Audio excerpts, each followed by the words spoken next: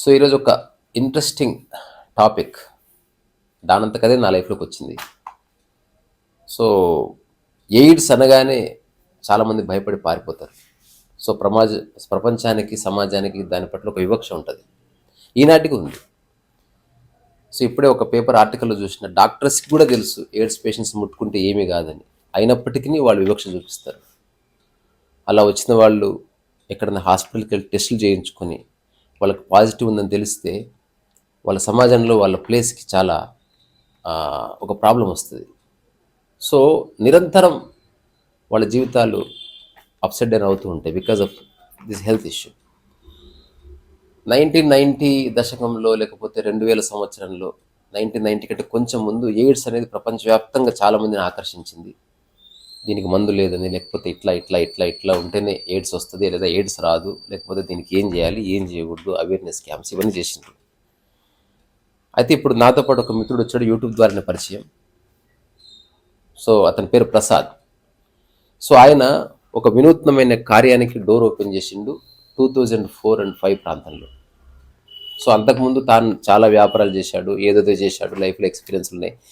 But నన్ను బాగా ఆలోచింపజేసిన అంశం ఏంటంటే, ఎయిడ్స్ పేషెంట్స్ అంటేనే భయపడి దూరంగా పారిపోతాం, అట్లాంటి వాళ్ళ కోసం ఒక హాస్టల్ ఏర్పాటు చేశాడు. మేబీ అది కమర్షియల్ హాస్టలే, బట్ అట్లాంటి వాళ్ళకి నేనున్నాను అని ఒక ప్లేస్ ఇవ్వడం కానీ, ఎయిడ్స్ పేషెంట్కి పెళ్ళిళ్ళు చేయడం కానీ, వాళ్ళకి జీవితం పట్ల ఒక భరోసానిచ్చే కార్యక్రమాలు చేస్తున్నాడు. సో దాని గురించి కొన్ని విషయాలు ప్రసాద్ గారితో, అతనికి కూడా ఏం తెలియదు, ఈ రికార్డ్ బటన్ నొక్కినప్పుడు మీరు ఏదైనా అడిగితే చెప్తా అన్నాడు. నాకు తెలియదు ఏం అడుగుతానో, చూద్దాం ఏం వెళ్తుందో.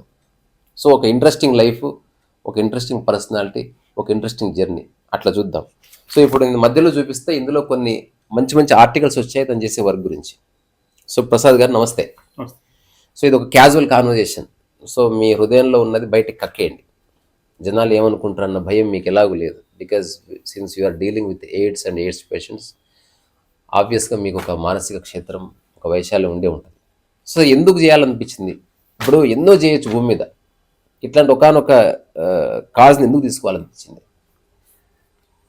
2005 ప్రాంతంలో ఎక్కువ దీని మీద స్టిగ్మా ఉండేది. ఓకే. వీళ్ళందరూ ఎక్కువ సఫర్ అవుతుంటారు, చెప్పుకోవడానికే భయపడుతూ హాస్పిటల్కి వెళ్ళడానికి, టెస్ట్ చేయించుకోవడానికి. అప్పుడు నేను ఒక డేర్ అనే ఆర్గనైజేషన్ గాంధీనగర్లో వర్క్ చేసేవాడిని అక్కడ. ఓకే. అక్కడికి చాలామంది వచ్చి ఇట్లా భయపడటము, అద్దెళ్ళు వాళ్ళు ఓనర్స్ ఇవ్వకపోవటం, తెలిస్తే బయటికి పంపించేయటం, డాక్టర్సే కూడా అసలు వాళ్ళు వాళ్ళకే అవేర్నెస్ లేదు ఆ టైంలో. ఓకే. అప్పుడు వీళ్ళకి సపరేట్గా ఏదైనా ఉంటే బాగుంటుందనే ఉద్దేశంతో ఒక హాస్టల్ ఒకటి స్టార్ట్ చేశాను. ఆ హాస్టల్ స్టార్ట్ చేసిన తర్వాత మళ్ళీ అవేర్నెస్ పెరిగి ఏఆర్టీ సెంటర్స్, హాస్పిటల్స్లో మందులు అవన్నీ వచ్చిన తర్వాత వీళ్ళు మళ్ళీ ఇంట్లో మ్యారేజ్ చేసుకోలేక, ఇంట్లో వాళ్ళకి చెప్పలేక, మళ్ళా మా ఆర్గనైజేషన్కి వచ్చి మేము ఇట్లా ఇంట్లో చెప్పలేకపోతున్నాము, పాజిటివ్ అమ్మాయినే చేసుకోవాలి, ఇంట్లోనేమో నెగిటివ్ అమ్మాయిని చూస్తున్నారు, ఇట్లా మ్యారేజ్ చేసుకోవటానికి కూడా సఫర్ అయ్యేవాడు. ఓకే. అప్పుడు మళ్ళా హెచ్ఐవి వాళ్ళకి, పాజిటివ్ వాళ్ళకి సపరేట్ ఒక మ్యాట్రిమోనీ ఉంటే బాగుంటుందనే ఉద్దేశంతో. నాకు తెలిసి ప్రపంచంలో ఎక్కడన్నా ఉందా, లేకపోతే అంటే మామూలుగా పెళ్లిళ్ళు చేయాలనుకోవడం, లేకపోతే మ్యాట్రిమోనీస్ మనకు పరిచయం ఉన్నవి ఉన్నాయండి. సో ప్రపంచవ్యాప్తంగా ఇట్లాంటివి ఉన్నాయి. అంటే ఎక్స్క్లూజివ్ గా ఎయిడ్స్ ఫస్ట్ మహారాష్ట్ర ముంబైలో ఉంది, స్టార్ట్ చేశారు. ఓకే. ముంబైలో స్టార్ట్ చేశారు. నాకు ఆలోచనకి మూలం అదే. ఓకే. మహారాష్ట్రలో స్టార్ట్ చేసిన ఆర్గనైజేషనే నా ఆలోచనకి పునాది అది. నేను కూడా ఇక్కడ స్టార్ట్ చేశాను. ఇప్పటి వరకు ఎంతమంది జంటల్ని కలిపారు మీరు? సరే, ఇప్పుడు నేను అడగాలనుకోవట్లే ఆ జంటల జీవితాలు ప్రస్తుతం ఎట్లున్నాయని. మీ ఇంటెన్షన్కి ఎంతమందిని కలిపారు? ఎందుకంటే నా దృష్టిలో సమాజంలో ఉన్న వాళ్ళు ఎవరు వాళ్ళని పెళ్లి చేసుకోరు. ఈవెన్ వాళ్ళ కాన్షియన్స్ కూడా ఒప్పుకోదు అబద్ధం చెప్పి పెళ్లి చేసుకోవడానికి, ఎందుకంటే వాళ్ళకి వాళ్ళ హెల్త్ గురించి తెలిసింది కాబట్టి. సో సేమ్ ప్రాబ్లం ఉన్న వాళ్ళు కనుక కలిస్తే బాగుంటుంది అనేది ఇట్స్ గుడ్ థింగ్. 5,000 పెళ్లిళ్ళు చేశాను. 5,000 మంది? 5,000 మంది. ఇది అఫీషియల్లీ రికార్డెడా? Officially recorded. ఇది మామూలుగా మన రిజిస్టర్ ఆఫీస్ లో మ్యారేజ్ రికార్డ్? రిజిస్టర్ ఆఫీస్ లో కాదు. మరి ఎట్లా? వాళ్ళ సాంప్రదాయం ప్రకారం వాళ్ళు ఇష్టం వచ్చినట్టు పెళ్లి చేసుకుని, జస్ట్ ఒక పాజిటివ్ ఒక అమ్మాయిని, ఒక పాజిటివ్ అబ్బాయి నేను కలపటం వరకే, అంతవరకే. ఇక్కడ కులాలు మొత్తాలు అట్లాంటివి ఏమి ఉండవు కదా? ఉన్నాయి ఇప్పుడు. అవి కూడా ఉన్నాయి. అవి కూడా ఉన్నాయి. మళ్ళీ మా బ్రాహ్మిన్స్ లో చూడండి, మా కమ్మాస్ లో చూడండి, మా ముస్లిమ్స్ లో చూడండి, మా రెడ్డిస్ లో చూడండి, అన్ని చోట్ల ఉన్నాయి. ఓకే. దీంట్లో కూడా కులాల పరంగా చింత చేస్తున్నారు. చచ్చిన పులుపు జావదన్నట్టు. ఆ, అంటే దీంట్లో ఏదేమైనా కులం మతాలు ఉండాల్సి కులం ఉండి మళ్ళీ దీంట్లో కట్నాలు ఉన్నాయి. ఇప్పుడు మళ్ళీ గ్రాండ్ గా అందరూ ఏదో చోట పాజిటివ్ పెళ్లికి వెళ్ళి ఉంటారు. ఓకే. కాకపోతే ఎవరికి తెలియదు, తెలియదు. ఓకే. వాళ్ళని తెలియదు మనకి. వాళ్ళని తెలియదు. ఇప్పుడు గ్రాండ్ ఎవరన్నా ఇప్పుడు మనం ఒక షాపింగ్ మాల్ లో ఉన్నాం, ఒక 1000 మంది ఉన్నారు, అందులో ఎవరు పాజిటివ్ ఎవరు నెగిటివ్ ఎట్లా తెలుస్తుంది? తెలియదు. తెలియదు. ఇంకొకటి ముట్టుకుంటే వచ్చే వ్యాధి కూడా కాదు కాదు. ఆబ్వియస్ గా. ఇప్పుడు తెలంగాణ ఆంధ్ర ఎమ్మెల్యే పిల్లలకి 3 పెళ్లిళ్ళు చేశాను నేను. అంటే ఎమ్మెల్యే పిల్లలకి ఉంటే డాక్టర్స్ ఉన్నారు దీంట్లో, ఓకే, ఇంజనీర్స్ ఉన్నారు. ఏదేమైనా ఇంకోటి ఇది మెయిన్ రావడానికి అవేర్నెస్ లేకపోవడం కదా. అవేర్నెస్ లేకపోవడం, అది మనకి రాదులే అనుకోవటం ప్రతి వాడు, అది మనకి వచ్చేది కాదులే అనుకోవటం. నేను సిటీకి వచ్చిన కొత్తలో ఈ ఎయిడ్స్కి సంబంధించిన ఒకనొక ఆర్గనైజేషన్ ఉంది. వాళ్ళ అవేర్నెస్ ఈ లారీ డ్రైవర్స్ వాళ్ళకి ఇచ్చేవాళ్ళు అనమాట.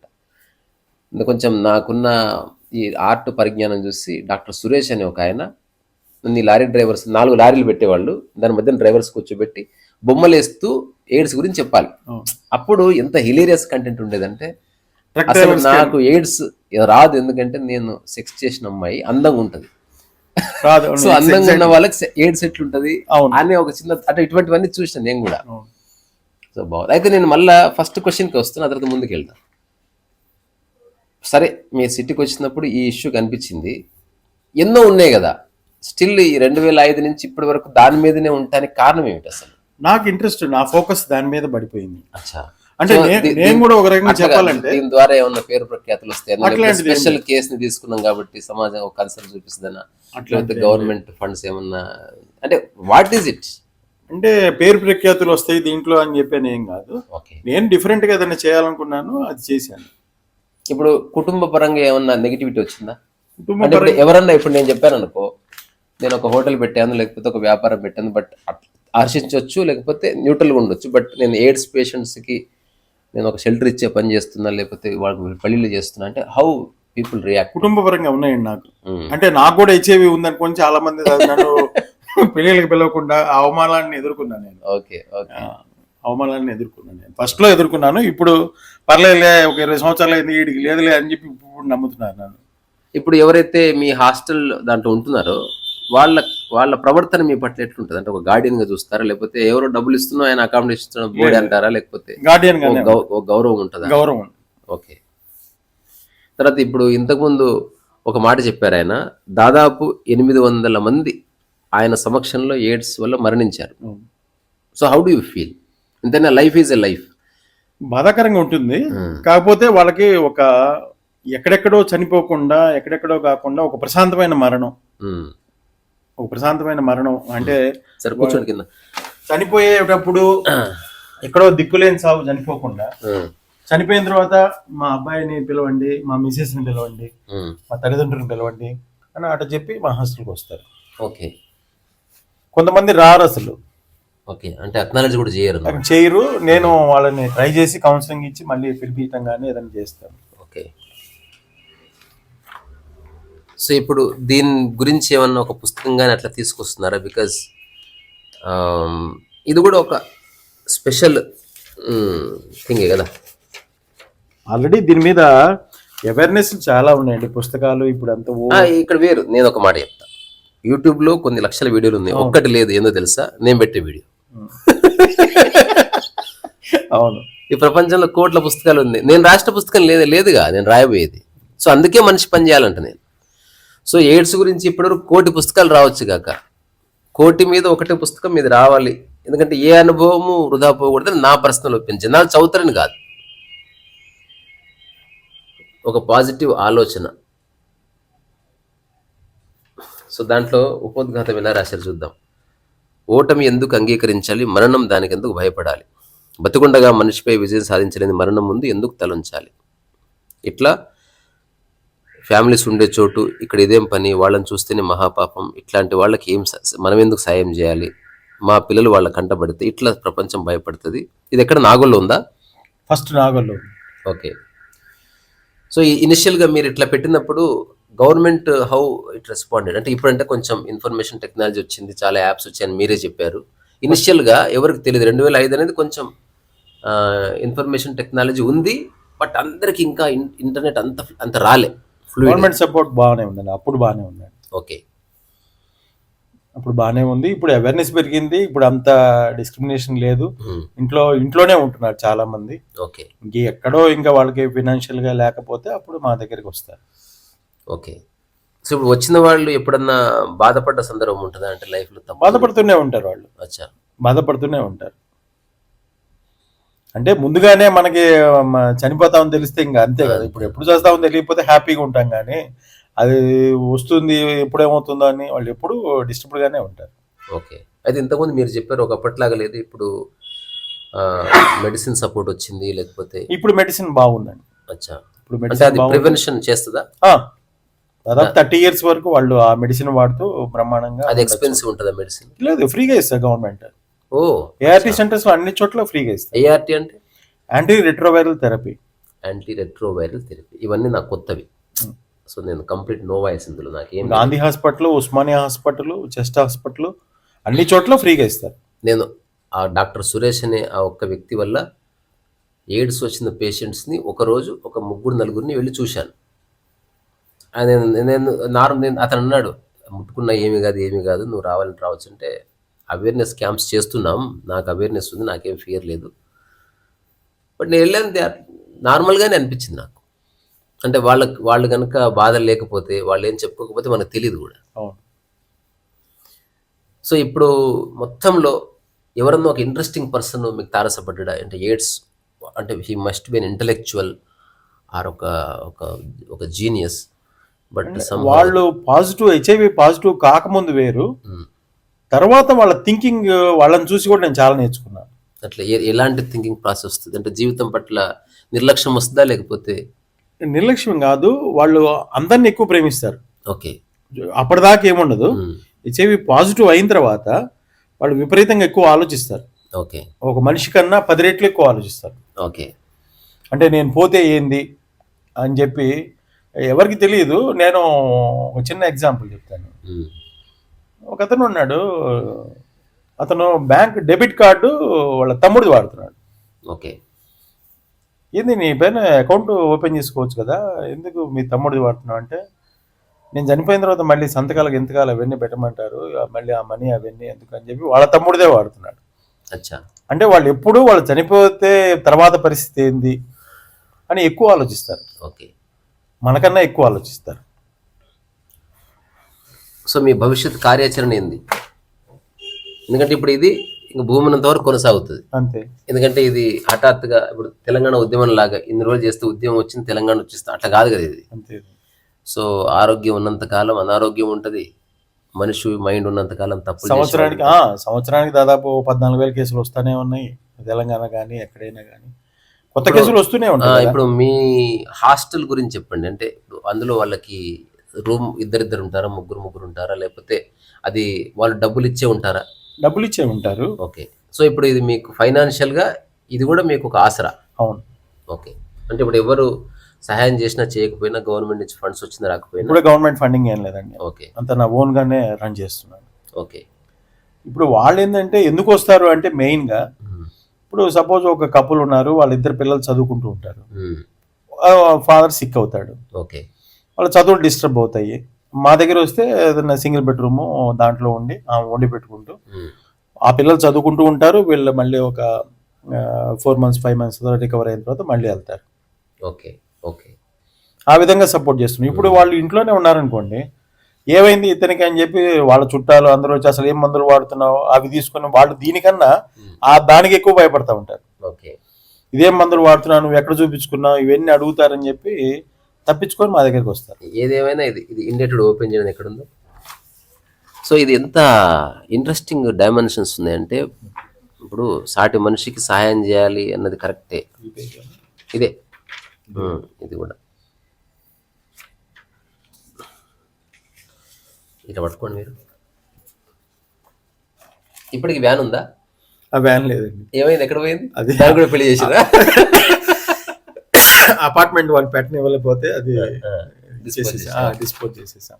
ఆ పైన అవన్నీ ఉన్నాయి, కండం వాడండి అవన్నీ ఉన్నాయి. అదే ఒక అతను చంద్రబాబు నాయుడు బొమ్మ తీసేస్తే ₹1,00,000 ఇస్తారు, ముందు ఆ బొమ్మ తీసేయమన్నాడు.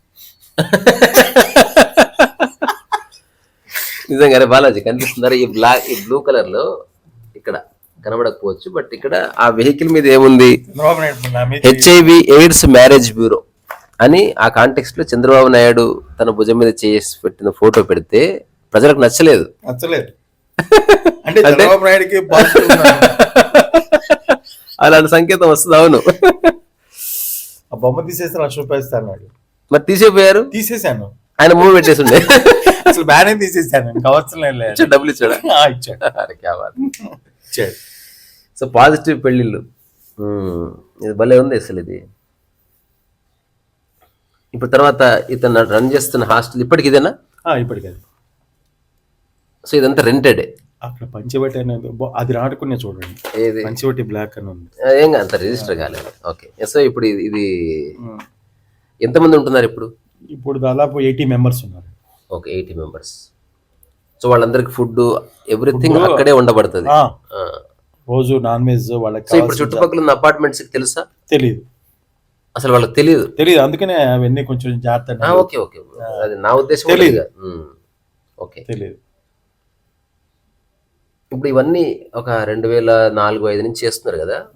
ఇప్పుడు ఫిలసాఫికల్ క్వశ్చన్, ఇన్ని చేస్తున్న మీకు మీ పర్సనల్ లైఫ్ ఎట్లుంది? ఇది ఎక్కువసేపు మాట్లాడదు, ఓన్లీ 2-3 మినిట్సే.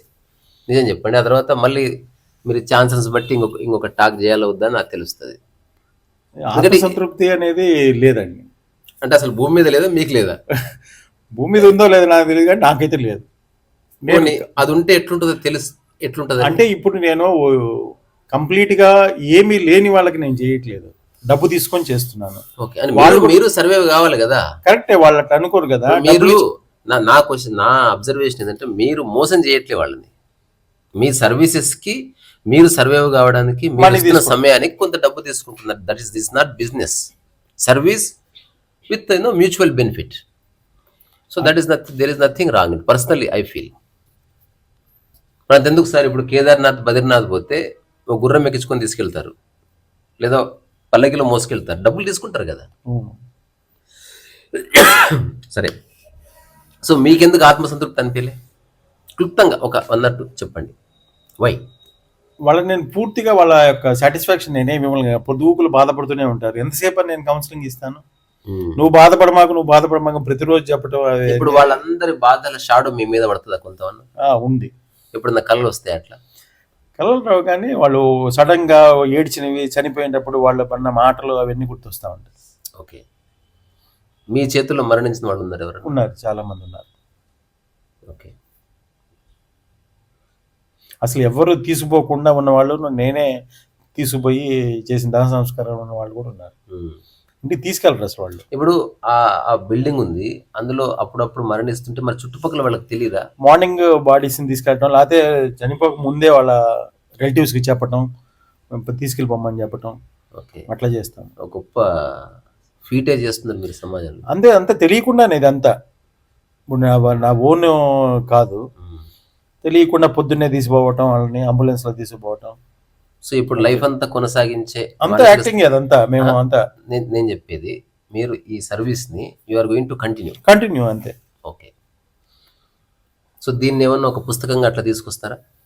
అంతా అంటే నా ఉద్దేశం పుస్తకం ఒక గ్లోరీ అనే పర్స్పెక్టివ్ లో కాదు, సర్వీస్ అనే పర్స్పెక్టివ్ కన్నా వాళ్ళ పాజిటివ్, వాళ్ళ ఎక్స్పీరియన్సెస్, వాళ్ళవన్నీ అట్లా ఒక్కొక్కళ్ళవి అట్లా వాళ్ళ చేత మాట్లాడిచ్చి అట్లా చేయాలని ఉంది. నేను చెప్పడం కన్నా ఒకసారి చేద్దాం, అట్లా చేద్దాం. ఒక కపుల్స్ ని కానీ వాళ్ళ ఫీలింగ్స్. ఇప్పుడు వాళ్ళని ఎక్కడన్నా మనం చిన్న రోడ్డు మీద తీసుకురాగలమా? డెఫినెట్ గా తీసుకొస్తాను, ఇక్కడికే తీసుకొస్తాను. ఒక కేఫ్టేరియా అట్లా ఇక్కడ తీసుకొచ్చిన ఇక్కడికే తీసుకొస్తాను. ఓకే ఓకే, కపుల్స్ ని తీసుకొస్తాను. వాళ్ళ మ్యారేజ్, ఇప్పుడు వాళ్ళని మనం వీడియోలో చూపిస్తూ బ్లర్ చేసి, ఫేస్ బ్లర్ చేసి చేద్దాం. ఓకే, అసలు అతను పాజిటివ్ అయిన తర్వాత ఆలోచన విధానం ఎలా ఉంది, పెళ్లి చేసుకుంటే ఎలా ఉంది, మళ్ళీ తర్వాత అందరిలా పిల్లలు కలాలనుకుంటున్నారా, ఎలా ఉంది, వాళ్ళ లైఫ్ విజన్ ఎట్లుంది, విజన్ ఎలా ఉంది మొత్తం తెలుసుకోవచ్చు. అయితే వాళ్ళని ఎంక్వైరింగ్ ఆస్పెక్ట్ లో కాకుండా ఒక క్రియేటివ్ ఆస్పెక్ట్ లో చూద్దాం. అందరిలానే ఉంటుంది, అందరిలానే ఉంటుంది. వాడికి పిల్లలు సేమ్. అంటే నేను ఒకప్పుడు అనుకోకుండా ఒక 1.5 years జర్నీ చేసిన. సో మీరు చెప్పేదంతా నేను కోరిలేట్ అవుతున్నా హఠాత్తుగా. ఆ తర్వాత నా మైండ్ లో తెగిన స్ట్రీమ్. మిగతా వాళ్ళకి ఏమంటుందో వాడికి ఇంకా ఎక్కువ ఉంటాయి. అంటే మన సమాజంలో అందరు ఇచ్చినవి, మన దిక్కుమాల వంశాలు, గింశాలు, ఇంటి పేరు అవన్నీ ఉంటాయి కదా. వాడికి ఇంకా ఒక ఆల్రెడీ పెళ్లి చేసినది ఒక పాప ఎవరో పుడుతుంది, హ్యాపీగా అమ్మాయిని చూసుకుని వెళ్ళుకోవచ్చు. కానీ మళ్ళీ వీడు మగ పిల్లగాడి కోసం ట్రై చేస్తాడు. ఇప్పుడు నాకు చిన్న డౌట్, అంటే పుట్టిన పిల్లలకి ఎయిడ్స్ ఉంటుందని లేదు, రావట్లేదు, అట్లేం లేదు కదా? లేదు. ఓకే ట్రీట్మెంట్ ఉంది ఇప్పుడు, అంటే తల్లి నుంచి బిడ్డకు రాకుండా ట్రీట్మెంట్ ఉంది. ఓకే ఓకే, నైస్, చాలా బాగుంది. సో మీ జర్నీ నిజంగా, అంటే మీరు హఠాత్తుగా ఇట్లా ఒక సుడిగాల్లాగా వచ్చారు. సో ఇప్పుడు నేను ఎట్లా పరిచయం, అంటే యూట్యూబ్లో ఎట్లా కనిపించింది? యూట్యూబ్లో వీడియోస్ చూశాను నేను దాదాపు ఒక 1 year. అంటే నేనేమంటే ఎంత వీడియోస్ చూసినా, మనం కూడా చాలా వీడియోస్ చూస్తాం, కానీ ఒక మనిషి తన శరీరాన్ని మోసుకొచ్చి ఇంకో మనిషిని కలవడం అనేది నాకు మామూలు విషయం కాదు. మీరు చెప్పేదంటూ నాకు నేను అనుభవిస్తే నిజాయితీ ఉంది, అందుకని ఎప్పటి నుంచో మిమ్మల్ని కలవాలనుకుంటున్నాను. ఓకే. ఆ 6 నెలల నుంచి నేను మిమ్మల్ని ఫోన్ చేస్తున్నాను, ఆ పుస్తకాలు చదువుతున్నాను. ఇవాళ కుదిరింది, సడన్ గా ఇవాళ రమ్మన్నారు, మధ్యాహ్నం అదే. వచ్చేసాను ఇంకా అంతే. ఓకే, సో అంతే, నేను చెప్పడానికి ఏమీ లేదు, కానీ లైఫ్ ఇంతే హార్ష్ ఉంటుంది కదా, అంతే. It's really harsh some times. So ఇప్పుడు ఇతను చేస్తున్న సర్వీసు అతనికి తృప్తినిచ్చిందా లేదా అనేది కాదు పాయింట్.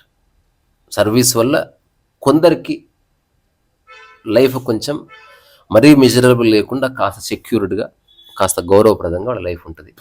రెండోది, వాళ్ళ ఐడెంటిటీ రివీల్ కాకుండా అందరితో తిరుగుతూ ఎట్ ద సేమ్ టైం వాళ్ళకు ఒక సెక్యూర్ ప్లేస్ ఉంది, వాళ్ళకు ఒక చోట ఫుడ్ ఉంది, వాళ్ళకు ఒక పర్సనల్ లైఫ్ ఉంది. ఇంకా ఒక కొత్త స్టెప్, వాళ్ళు అనుకుంటే వివాహం ఈయన చేయిస్తాడు, 5,000 పెళ్ళిళ్ళు చేశాడు, వాళ్ళ మ్యారేజ్ అన్ని క్లిక్ అయినట్టుందా లేకపోతే అడిడైనా? ఫ్రాంక్ చెప్పండి. లేవు, కావండి. ఎందుకు కావు? ఎందుకు అంటే వాళ్ళన్ని కంపేర్ చేసుకుంటూ ఉంటారు, బయట సమాజంతో మళ్ళీ వచ్చి కంపేర్ చేసుకుంటూ ఉంటారని కావు.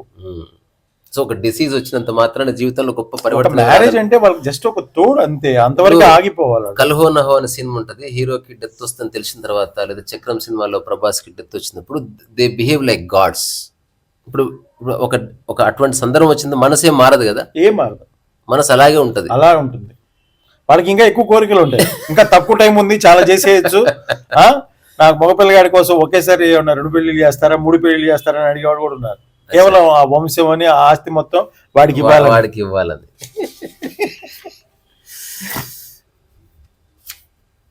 సో ఇప్పుడు అందరూ ఫీజు చెల్లించగలరు, లేకపోతే ఉచితంగా ఎవరన్నా ఉంటారా? దీంట్లో మ్యారేజెస్ లో నేను ఫ్రాంక్ మ్యారేజెస్ లో కాదు చెప్పేది, హాస్టల్ కి అయితే ఇది చెల్లించలేరు వాళ్ళు. అదే నేను చూస్తాను. అచ్చా, ఇప్పుడు లాస్ట్ ప్రశ్న. సరే, ఇప్పుడు మీరు ఎక్కువ మందికి ఉచితంగా సర్వీస్ చేయవలసి ఉంటుంది, అట్లాంటి టైంలో మీరు ఎవరన్నా ఫైనాన్షియల్ అట్లా వెళ్ళి మీరు సీక్ చేస్తారా? లేదండి, అసలు చేయాలని ఆలోచన కూడా లేదు. ఆ క్యూరియాసిటీ మొత్తం పోయి? లేదు, మొత్తం పోయింది. ఓకే, లేదు అసలు ఫండింగ్ కోసం ఎక్కడికో ఫారెన్ అవన్నీ చేయాలంటే ఉంది, కానీ చేయాలనే ఆలోచన లేదు. బాగుంది, అంతే. సో ఇది ఒక ఇంట్రెస్టింగ్ జర్నీ నా పాయింట్ ఆఫ్ వ్యూలో. రెండోది, అందరూ చాలా ఆరోగ్యకరమైన, ఆహ్లాదకరమైన ఫీల్డ్స్ ఎంచుకుంటారు, ఒక పెయింటరు లేకపోతే ఒక రైటరు. బట్ కొందరు ఇది వెరీ స్ట్రేంజ్ ఫీల్డ్ ఇది నిజానికంటే. ఎప్పుడో ఒకప్పుడు ఉత్సాహకరంగా ఉండే స్కోప్ ఎక్కడో చోటు ఉంటుంది, కానీ దీంట్లో అది లేనే లేదు. దీంట్లో ఆల్వేస్ స్ట్రెస్ ఉంది, టెన్షన్ ఉంది, లైఫ్ అండ్ డెత్ ఉంది, పస్ ఉంది, బ్లడ్ ఉంది, డిసీజ్ ఉంది, సాడ్ ఫేసెస్ ఉన్నాయి, ఓ మిస్టరీ ఉంది. సో అట్లాంటి దాంతో ప్రసాద్ గారు ఉంటున్నారు కాబట్టి, ఇది చేస్తూ మీరు సెలబ్రేట్ చేసుకుంటున్నారని అడిగే ప్రశ్న అడగడానికి లేదు. అంటే no one celebrates the disease, కానీ దాని ఇంపాక్ట్ లేకుండా ఎంత హెల్తీగా తను చేస్తున్నారు అనేది మాత్రమే నా కన్సర్న్. అంటే అది చేస్తూ చేస్తూ మీరు కళ్ళంత కాకుండా ఉండాలని నేను కోరుకుంటున్నాను, మీరు కూడా అదే కోరుకుంటున్నారు కదా. అంతే. అయ్యో ఆల్రెడీ కదా.